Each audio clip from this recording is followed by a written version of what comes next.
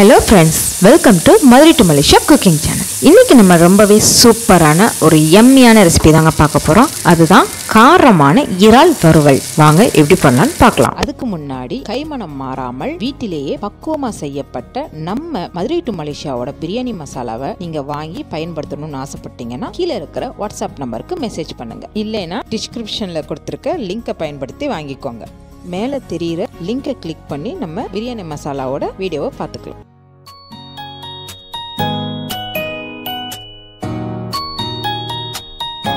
ரெண்டு table spoon cornflour மாவு சேர்த்துருக்கேன். இது கூட 2 டேபிள் ஸ்பூன் தனி மிளகாய் பொடி, 1 டேபிள் ஸ்பூன் மிளகு பொடி, 1 டேபிள் ஸ்பூன் ஜீரகப்பொடி, இன்னும் கொஞ்சம் கூட ஜீரகப்பொடி சேர்த்துக்கலாம். 2 டேபிள் ஸ்பூன் இஞ்சி பூண்டு பேஸ்ட்டு, இது கூட ஒரு அரை லெமன், இந்த மசாலாவுக்கு தேவையான அளவு உப்பு, இது கூட 1 டேபிள் ஸ்பூன் அளவுக்கு வினிகர். இப்போ கழுவி சுத்தமாக எடுத்து வச்சிருக்கிற இறாலை இது கூட சேர்த்துக்கலாம்.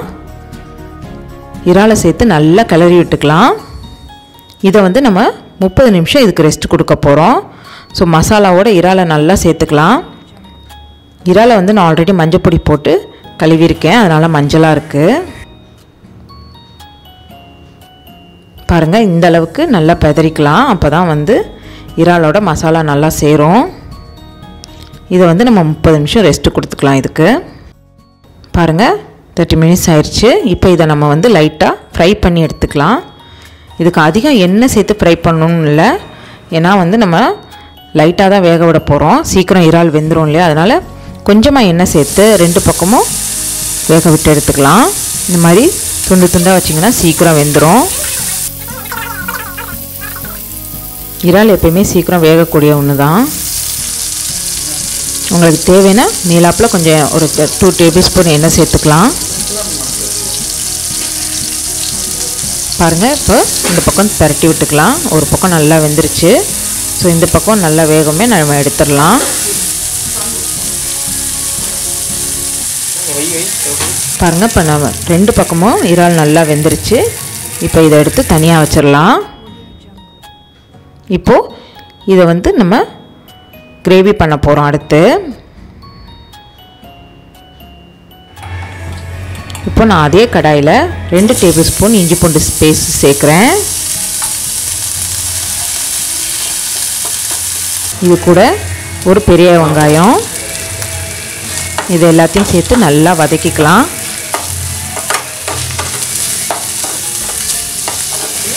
இப்போ இந்த மசாலாவுக்கு தேவையான அளவு உப்பு சேர்த்துக்கலாம்.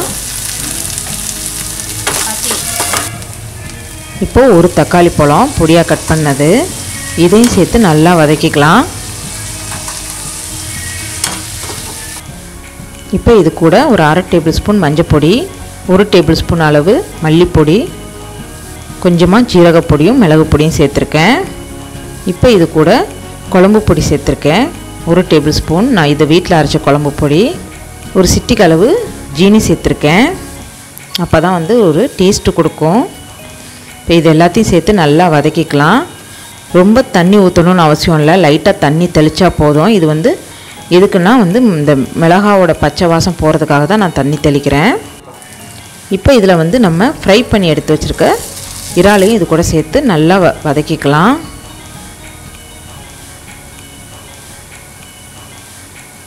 பாருங்கள், ரொம்ப தண்ணி சேர்க்க வேண்டாம், சும்மா தெளித்தா போதும்.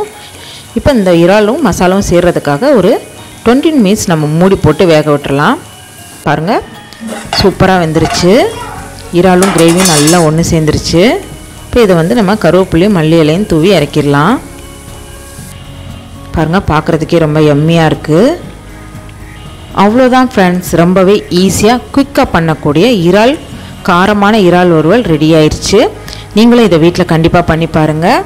ரொம்ப ருசியாக இருக்கும், டேஸ்ட்டாக இருக்கும். இது கூட தேங்காய் பால் சாதம் வச்சு சாப்பிட்டிங்கன்னா ரொம்பவே அருமையாக இருக்கும். உங்களை அடுத்து நான் ஒரு சூப்பரான ரெசிபியில் சந்திக்கிறேன்.